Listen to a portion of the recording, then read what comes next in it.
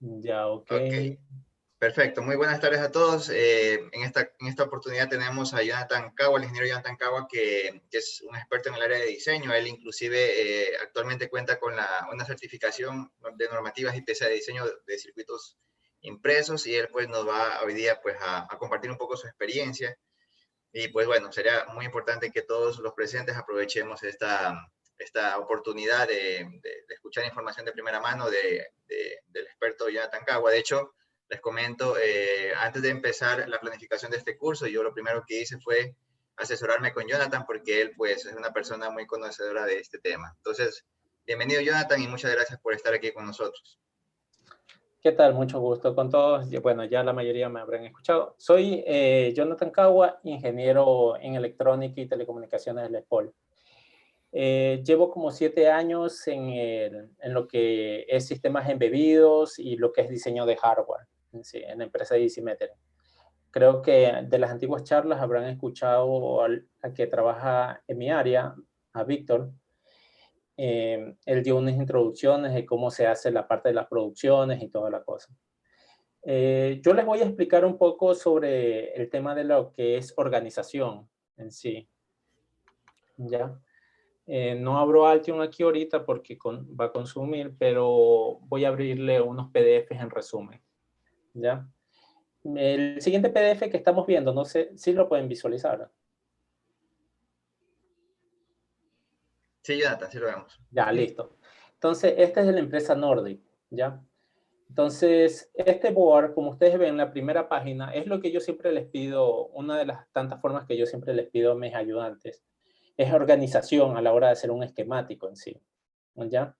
Entonces, como ustedes ven este y me explica cuáles son cada uno de los esquemáticos, qué es lo que tengo en cada uno de ellos, ¿ya? En uno habla sobre conexiones, el otro habla sobre el MCU en sí, que es para la parte celular, el otro habla sobre el chip Bluetooth, sensores y LED, lo que es las fuentes y lo que es la interfaz.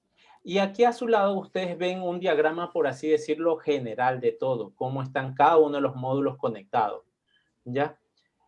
Si ustedes hacen de esta manera en cualquiera de su software de diseño, esta es como una regla esencial. ¿Por qué? Porque siempre recordemos que nuestros esquemáticos van a ser revisados por técnicos que tienen que darle mantenimientos a las tarjetas. Entonces, uno no puede decir que uno hace con el orden que uno cree y todo eso. Uno tiene que ser organizado. Y es lo que yo siempre le exijo a la gente. Porque no es solo coger, llenar una pantalla y poner todito ahí de uno. Como vamos viendo en la primera parte de aquí, vamos viendo lo que es la parte del módulo celular, ¿ya? Como ustedes pueden apreciar, tenemos lo que son la organización de cada una de las interfaces. Tenemos interfaces SPI, tenemos interfaces I2C y tenemos pines de propósitos generales, ¿ya? Uno de los problemas que yo he visto que la mayoría es el conocimiento sobre este tipo de interfaces y sus diferencias. Uno tiene que tener siempre claro sobre la interfaz SPI, hacer un buen diseño. Víctor me dijo que en este momento ustedes solo están en la parte de esquemático, tal vez cuando ya avancen un poco en la parte de diseño de ruteo, tal vez yo les dé otra charla acerca de vías rápidas, ¿ya?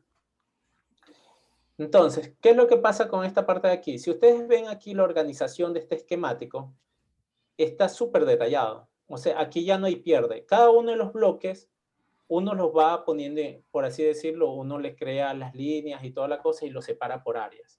Entonces, aquí tenemos la parte de la antena. No sé cuántos sean de ingeniería en telecomunicaciones, pero aquí interviene bastante lo que es su carrera en sí. Aquí viene lo que es acople de impedancias y todo eso que le dan en sus materias, creo, antenas, creo que le dan una.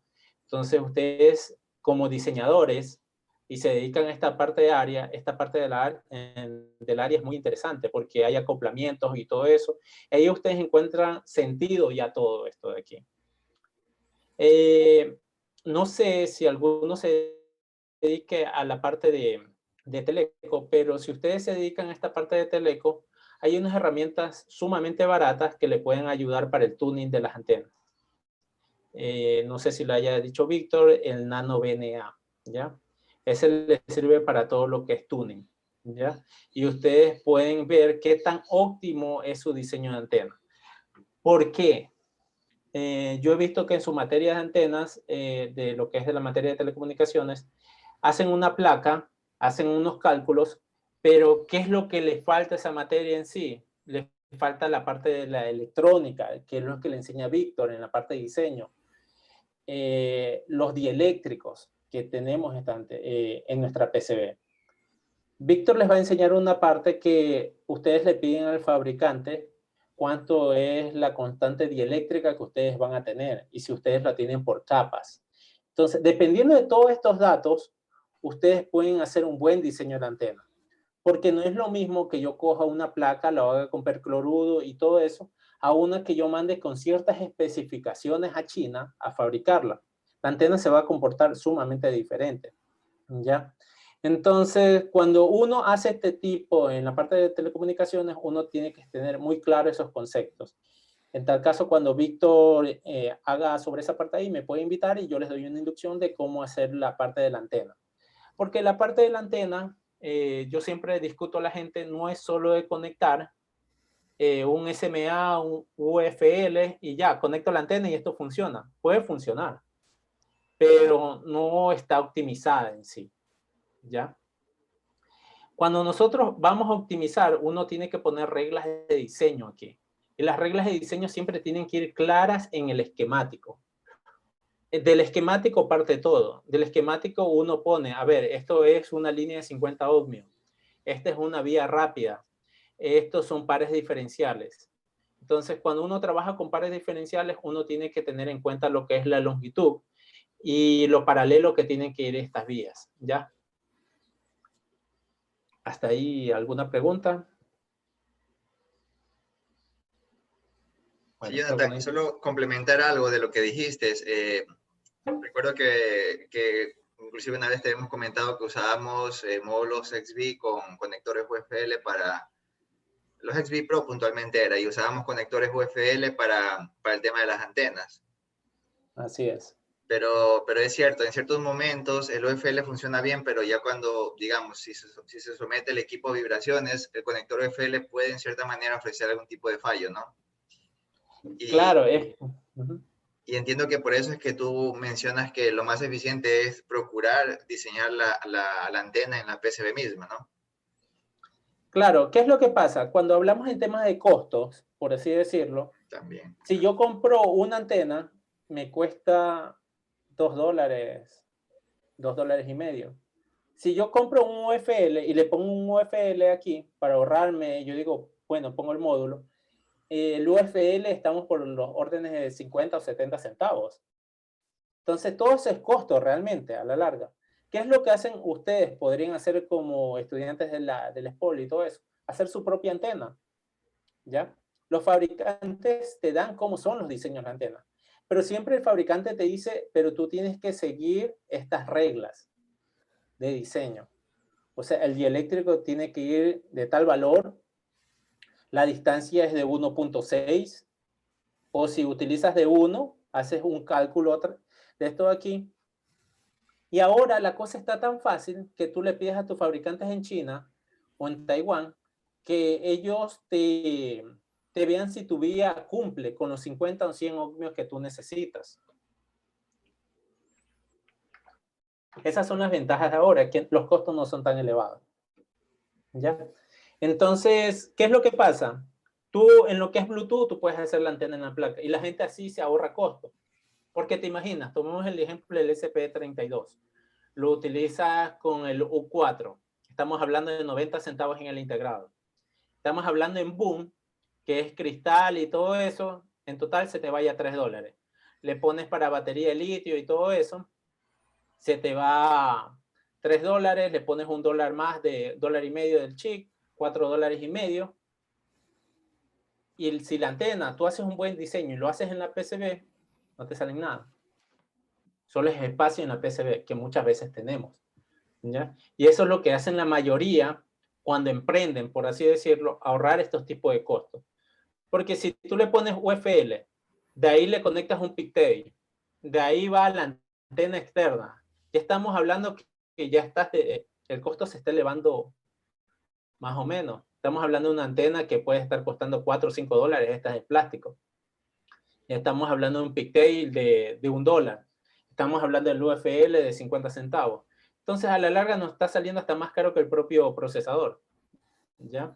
Esas son las cosas que ustedes tienen que brincar. Por ahora ustedes utilizan módulos, pero ya luego dejarán de usar módulos y ustedes harán sus propias placas con el propio procesador. ¿Ya? ¿Tienen alguna pregunta? Jonathan, justo estaba viendo una placa, ahorita lo acabo de pasar por el chat, de un SP8266, que habla de lo que tú mencionas, o sea, es una plaquita que le han hecho al core del SP, y le han hecho la PCB, no sé si te llegó al chat. Ahorita, Deja ver. ahí se ve lo que tú mencionas, de cómo compras el core, le agregas el cristal y accesorios, y es como una placa de Arduino, no de un micro, ¿no? A ver, aquí justo. Interesante.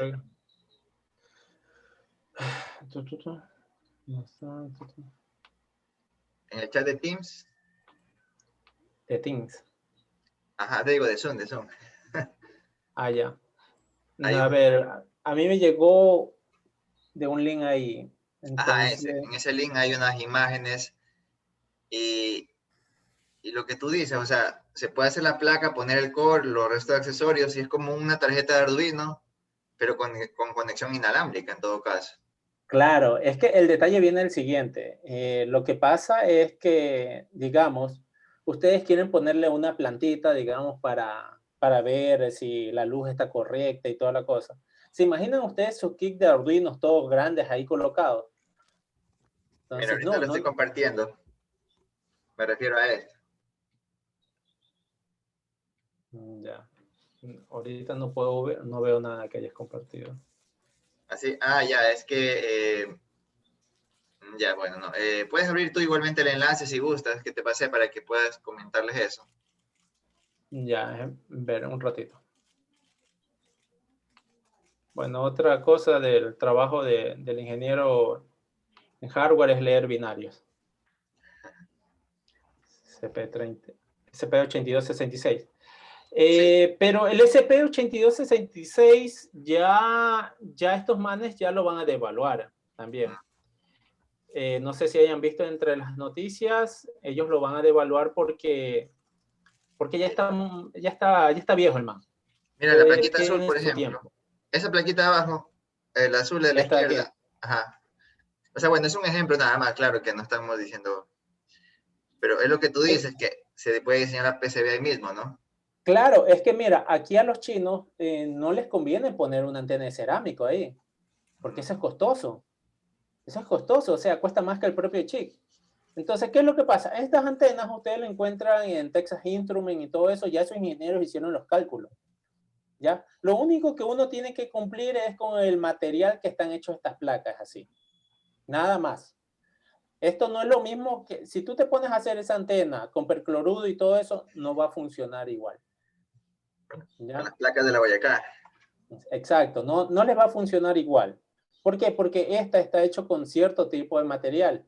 Y entonces, ese tipo de material hace que el acoplamiento sea bueno. Si ustedes hacen la suya, incluso pueden calentar la vía y pueden dañar el procesador a la larga. ¿Qué es lo que pasa? La mayoría de los fabricantes dice, alguien cuando hace un producto dice, sí me funciona el Wi-Fi, me funciona, pero a veces se me desconecta. ¿Pero es por qué? Porque el ingeniero en hardware nunca se preocupó sobre la impedancia. ¿Ya? Porque el equipo te puede funcionar, pero no te está funcionando al 100, ¿ya? Esos son los detalles de eso de ahí. Entonces, bueno, sigamos con el siguiente punto. Ya vimos aquí el módulo celular y toda la cosa. Aquí está el módulo Bluetooth. El módulo Bluetooth que utiliza este fabricante es un MCU que tiene Bluetooth incluido y tiene un ARM, ¿ya? Este módulo Bluetooth es bastante interesante porque te puedes hacer sin números de aplicaciones, ¿ya? Entonces, como ustedes ven en la organización de esto de aquí, hay un detalle. Es esta parte de aquí, la parte de programación. ¿Qué es lo que pasa con las plaquitas que ustedes tienen de SP32? Esas plaquitas con SP32 se programan por el puerto serial. ¿Ya? Entonces, como se programan con el puerto serial, ustedes no acceden a todas las bondades del chip. Cuando uno está en este mundo, uno necesita debuguear y uno lo debuguea a través de esta interfaz, la JTAG. ¿Ya? Entonces, ¿qué es lo que puedes hacer ahí? Puedes debuguear todos los registros del procesador. Incluso es la manera más óptima de programar, porque la mayoría, cuando salen de la universidad, están acostumbrados a hacer programación con print. Es bueno, pero no es lo más eficiente en tiempo. ¿Ya? Jonathan, una consulta, te estás refiriendo, bueno, yo te pongo un ejemplo, ¿no? El Arduino, uno puede programarlo por puerto serial dado que tiene el bootloader, pero no sé si entendí bien, tú te refieres al in-circuit serial programming, que es la forma más eficiente porque es la forma nativa de programarlos. Claro, pero ¿Es recordemos, parecido? sí. Bueno, vamos hablando del SP32, que es la gente está más familiarizada. ¿Qué es lo que pasa? Tú lo programas por el puerto serial, pero esto funciona con Slick. Ya, es un bootloader que está cargado dentro del chip. O sea, el chip viene en blanco y tiene un bootloader incluido, el cual no lo puedes borrar incluso. ¿Ya? Yo que sepa, funciona con el GPIO 0. ¿Sí o qué? Entonces, él se pone en modo recepción. Habla Slick y tú le cargas la imagen. Ok. Pero aparte de eso, tú tienes que cargar el de partición y otro que se llama bootloader. ¿Ya? Este bootloader selecciona la imagen que va a correr. ¿Ya? Y Arduino tras eso carga otra imagen que es el que funciona con su sistema de Arduino y todo eso. ¿Ya? ¿Qué es lo que pasa con esto? Tú cargas y todo eso, perfecto. Pero eso te sirve en un sistema de producción masivo. Pero cuando tú quieres encontrar errores en tu programación o por qué el silicio se comporta de cierta manera, es mediante la interfaz de programación JTAG. ¿Ya? Esta de aquí, uno debuguea el core. ¿Ya? Yo voy directo al core y voy directo a sus registros. ¿Ya? Incluso yo puedo cambiar los valores de sus registros y me hace más óptimo a la hora de programar. ¿Ya? No sé si me hice entender.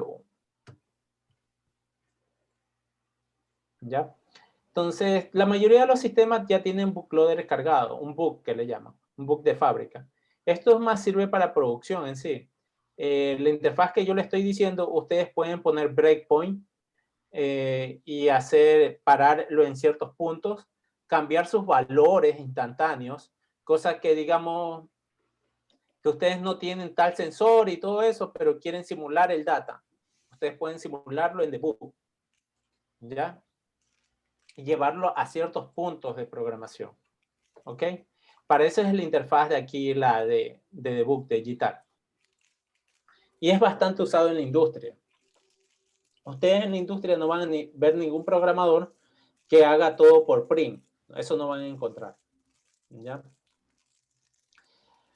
Aparte de esto, aquí tenemos, en esta área de diseño, tenemos la parte del USB, ya que este es un par diferencial. Si ven que como toda la regla tiene que ir desde el diseño del esquemático, ¿por qué no en la PCB? En la PCB se puede agregar, pero se imaginan cuando ustedes tengan que reciclar esquemáticos, porque eso les va a pasar, les va a tocar reciclar. En el sentido, yo no voy a diseñar otra vez este esquemático. ¿Qué es lo más óptimo? Que desde aquí vayan todas las reglas, ¿ya? Para que las reglas pasen automáticamente a la PCB. Entonces yo copio y pego esto en otro proyecto y él va a llevar sus reglas incluidas. Me evita bastante trabajo a futuro, ¿ya?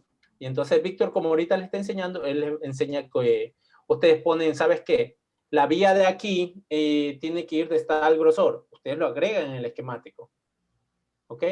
Que esta vía es de 50 ohmios, lo agregan en el esquemático. Entonces ahí ustedes pueden reciclar fácilmente esquemáticos aquí. ¿Ya? Interesante. De hecho, justo hoy día íbamos a revisar ya la parte de, estamos usando Circuit Maker en la cual íbamos ya a agregar el PCB y obviamente importar los elementos del esquemático al PCB. Y es interesante lo que mencionas acerca de definir las reglas ya desde el esquemático, ¿no? Claro, es lo que yo hago generalmente, porque digamos a mí de un producto, supongamos de un core, me piden que saque como 5 productos. en su tiempo. Entonces, la mejor manera, y es lo que yo he visto, que te organizas mucho mejor, ¿ya? Vamos a pasar acá a lo que son las interfaces. Como ustedes ven, aquí hay memorias, también hay acelerómetros, hay giroscopios, también pueden haber en sus casos, controles de LED. Entonces, como ustedes ven, todo lo que son interfaces en sí, uno los pone en un solo lado. ¿Por qué? Porque se imaginan al técnico revisar y diga, a ver, es que el acelerómetro estaba en la página 1, el giroscopio estaba en la página 2, el sensor de temperatura estaba en tal página. Entonces uno tiene que ser organizado y dejar todas las interfaces en un solo lado. Incluso, ¿por qué? Porque muchas comparten el mismo bus I2C. ¿Ya? Entonces esto ahorra navegación en el esquemático. ¿Ok? Acá tenemos lo que es la parte de la fuente. La parte de la fuente es esencial y es algo que cometen errores la mayoría, por así decirlo. Yo siempre he visto errores en las fuentes que no las dimensionan correctamente. Uno siempre tiene que saber el consumo de su procesador, cuáles son los consumos máximos y cuáles son los consumos mínimos, y cuáles son los niveles de voltaje. Errores de diseño se han visto que el procesador trabaja con 3.3 voltios y le están inyectando 5 voltios, ¿ya? O no trabajan con los capacitores adecuados. Miren, esta parte de diseño de la fuente aquí, no es que el diseñador se puso a hacer un estudio y dijo, ¿sabes qué? Tiene que ir este capacitor de tal valor aquí y todo eso. No, eso lo da el fabricante. Y son reglas del fabricante. El fabricante te dice, a ver, para que esto funcione bien, tienen que ir estos capacitores aquí. Si tú lo quieres utilizar a 3.3 voltios, tienen que ir estos capacitores. Si quieres utilizarlo a 1.8, tienen que ir estos inductores y estos capacitores. No hay ciencia, por así decirlo. Para uno ser un buen dibujante, uno tiene que leer siempre los datos del fabricante.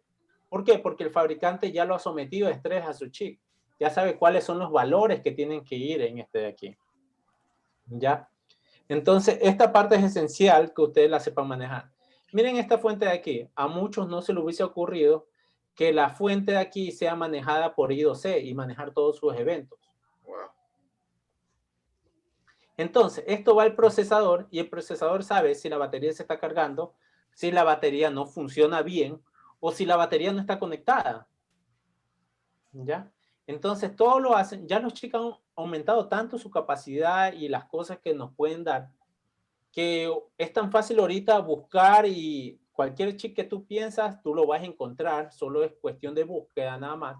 En la mayoría de los lugares que venden es en DigiKey, ese es uno de los más utilizados por la industria, o Mouser. Ya, aquí vamos a ver lo que es la interfaz de programación, en muchos puntos, y lo que es de la parte de la... muchos están acostumbrados a la SIM card de plástico, por así decirlo, pero aquí también utilizan SIM embedded. ¿Qué son estas SIM embedded? Es como que tú encontraras una memoria flash en tu placa, pero esta se conecta directo. Y aquí hay un switcheo. ¿Sí saben esto de los chinos que tienen doble SIM card? Este es el doble SIM card que ellos utilizan aquí. ¿Ya? También tiene la parte del conector USB y tiene manejo de ciertos transistores para ciertas señales. Utilizan unos MOSFET. Y aquí está para la parte del JTAG, la interfaz de debug. ¿Ok? Ahí quería hacerte una consulta antes que vayas a la placa. Recuerdo que una vez incluso que habíamos conversado contigo acerca de un problema que teníamos de niveles de voltaje. ¿Te acuerdas que inclusive era, no recuerdo exactamente qué número era, pero había un procesador que trabaja a 3.3 y creo que tenía que trabajar con una interfaz de 5 voltios y tú nos habías recomendado un shift level, que es un convertidor de niveles de voltaje. Así es. ¿Nos puedes comentar un poquito de ello? Sí, los convertidores de niveles de voltaje son bastante utilizados en la industria. ¿Por qué? Porque la mayoría de estos chips están en 3.3 voltios. Entonces tú necesitas convertir las señales, ¿ya? Entonces como necesitas convertir las señales, muchos integrados son de 5. ¿Cuál es qué es lo que hace la mayoría? Tú tienes que ver si tienes transistores primero. Entonces, si tú sabes que tu señal es de bajos audios, por así decirlo, o de baja frecuencia, no vas a tener problemas de convertir la señal serial de 3.3 a 5. Claro que ellos no utilizan interfaces bidireccionales. ¿Por qué? Porque la ventaja es que todos estos integrados funcionan a 3.3 voltios. Yo por lo general utilizo interfaces bidireccionales para convertir de 3.3, 1.8, porque los módulos celulares trabajan a 1.8 y los procesadores a 3.3. Y a veces quieres mandar un resego o cualquier cosa, entonces necesitas convertir las interfaces. ¿Ya? Entonces, por lo general yo sé poner convertidores. Eso le podría dar en otra, rapidito, una introducción, cómo hago los convertidores aquí. Se hacen en la empresa. Una consulta, ya que tocamos el tema, el SP32, el Core, ¿a cuántos voltios trabaja? Ya que tú tienes experiencia en eso. Él tiene un pin de BDDIO. Ese pin de BDDIO puede hacer que tú trabajes con 3.3 voltios y puedes que todas tus interfaces que estén conectadas a ese BDDIO trabajen a otro nivel de voltaje. Entonces te evitas convertidores. Eso es bueno cuando tú tienes que hacer un nodo pequeño. El problema es cuando tienes sinnúmeros de integrados alrededor de este SP32.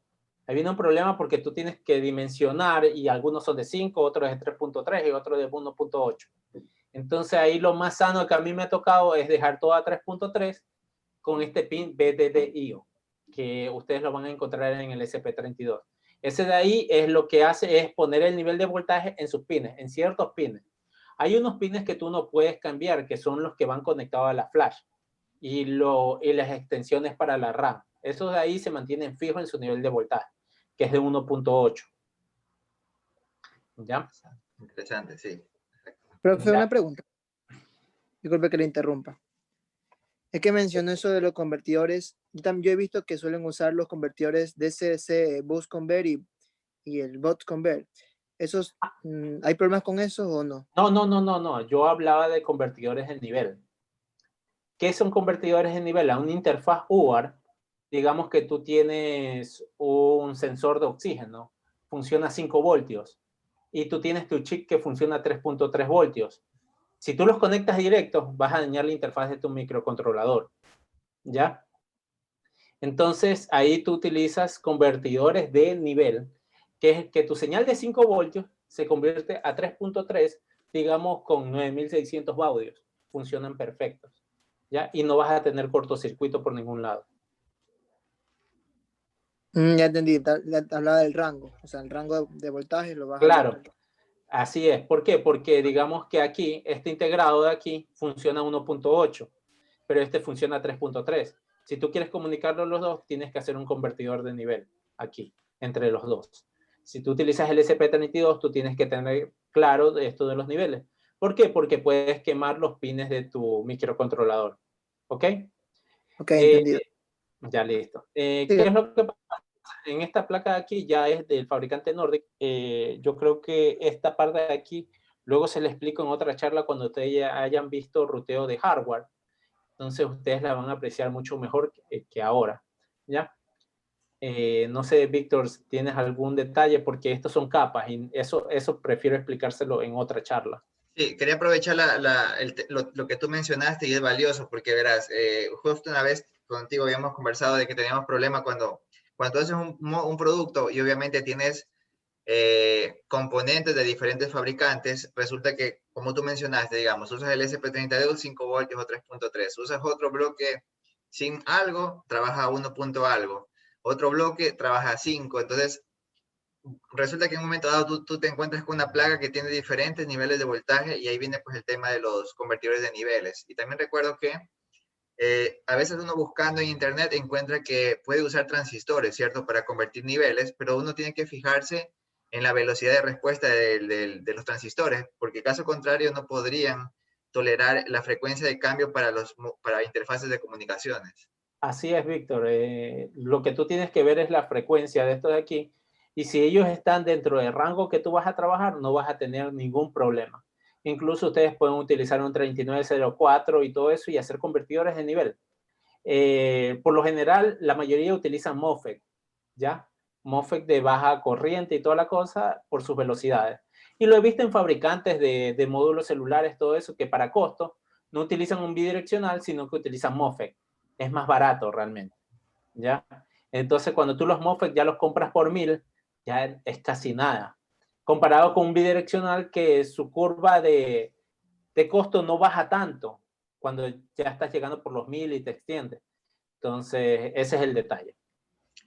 Jonathan, también recuerdo que, bueno, en un momento dado tú me platicaste y bueno, inclusive vi la placa que tú habías hecho. ¿Habías hecho como un producto basado en el SP32?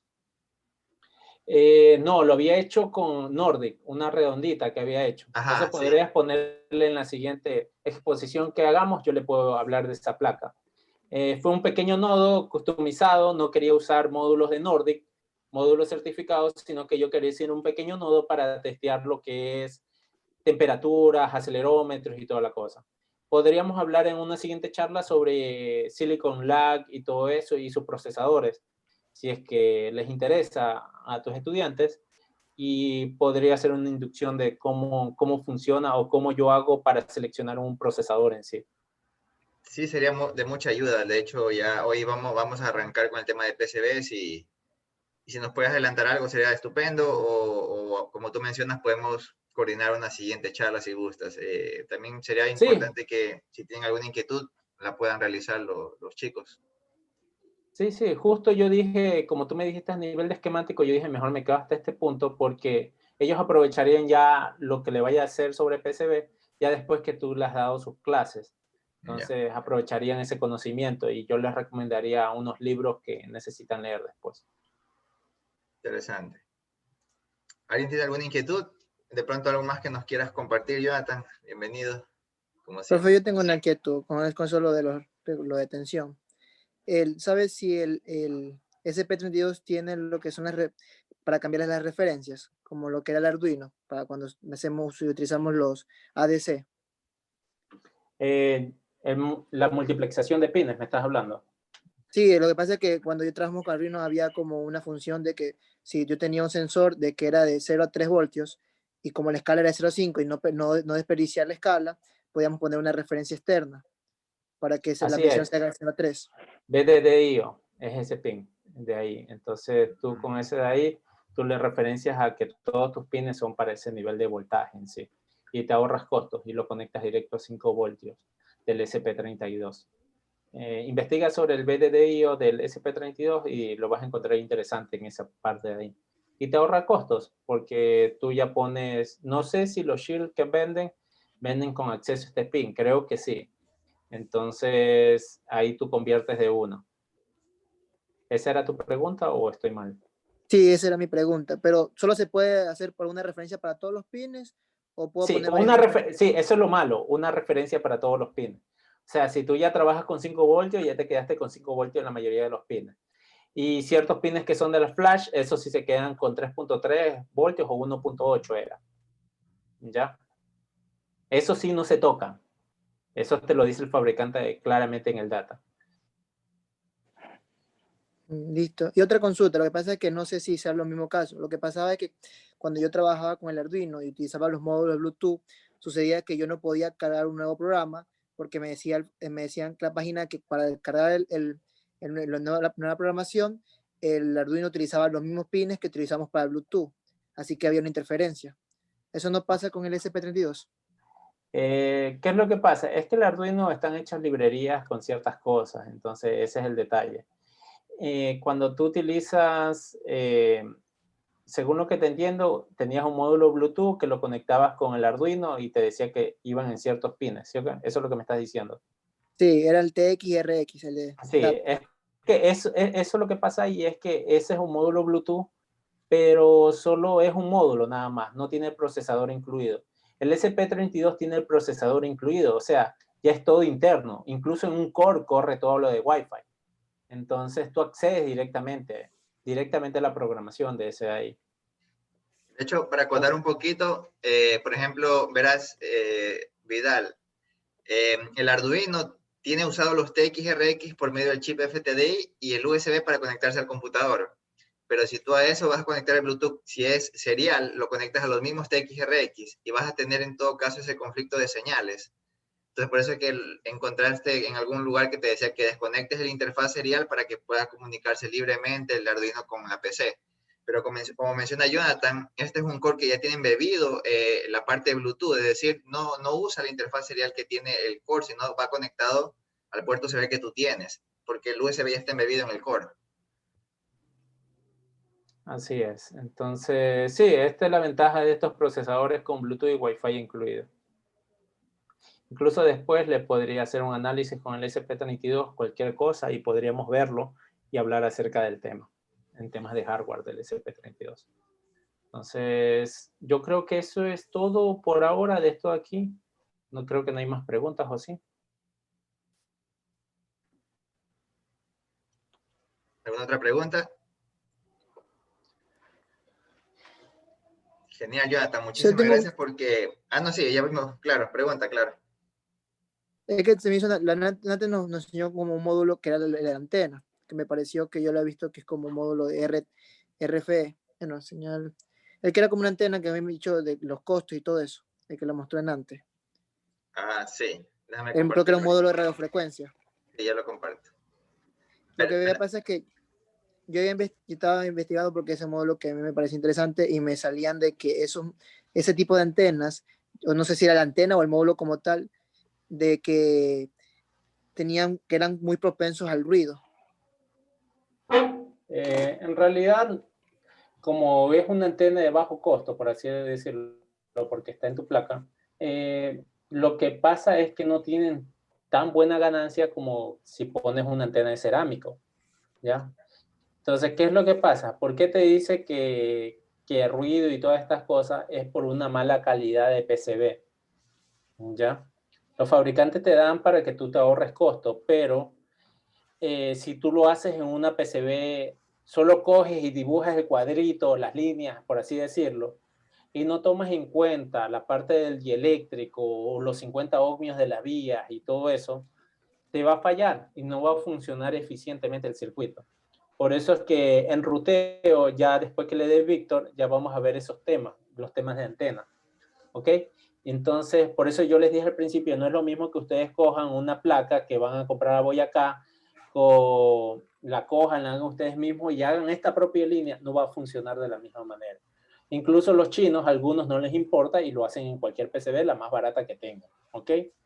Pero yo estos diseños sí los he probado con una antena, la calibración y todo eso, yo lo he visto con el VNA y funciona muy bien. ¿Ya? Porque el nano VNA te sirve para la parte de diseño antena. Es un elemento de bajo costo que cuesta como $100, ¿ok? Y eso ustedes lo pueden utilizar los de telecomunicaciones. O creo en sus laboratorios tienen VNA, entonces pueden utilizarlo bien. Entendido, ahí sí me quedó claro esa parte. Sí, Gracias. sí.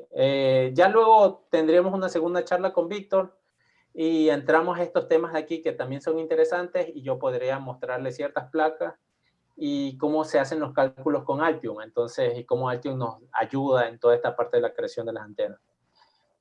Espero que les haya servido lo que les he dado aquí y espero que Víctor me invite después a otra charla acá. Claro que sí, Entonces, Jonathan, muchísimas gracias. Como siempre, bienvenida a toda idea y de hecho, cuando pues se trata de crear un producto, pues todo esto es bienvenido, ¿no? Muchísimas gracias por tu tiempo nuevamente. Sé que eres una persona muy ocupada y abusando de tu confianza, sería interesante que en la próxima oportunidad nos puedas mostrar el producto que tú creaste, porque al final de cuentas eso es lo que queremos hacer también nosotros, un producto basado en un core y obviamente con la mejor de las normativas y diseños, ¿no? Y de pronto si nos compartes también tu experiencia luego referente a tu certificación en IPC, entiendo que lo hiciste con Adelta, allá en Colombia, con Andrés Laverde, quien también vamos a invitar para que nos den la charla al final de este curso. claro, yo la certificación la cogí del IPC. Aparte de eso, yo tuve otras capacitaciones con Fedever, que es muy bueno en lo que es cursos. Y he tenido como unos 3 o 4 cursos con Altium. Entonces, todos esos han sumado en mi experiencia y todo eso y me han ayudado a ser más eficiente a la hora de hacer diseño. Y con gusto, en otra charla hablamos acerca del tema y todo eso. Espero que no le haya aburrido mucho sobre esto de aquí, pero luego vamos con la parte de diseño de PCB. Perfecto. Espero verlo en una próxima. Bueno, Víctor, como no tienen ninguna pregunta, yo ya te dejo. Voy a seguir con ciertas labores que tengo que hacer y todo eso. Y hablamos, ¿ok? Claro que sí. Gracias. Saludos, muchachos, se cuidan. Gracias por su tiempo. Luego. Hasta luego.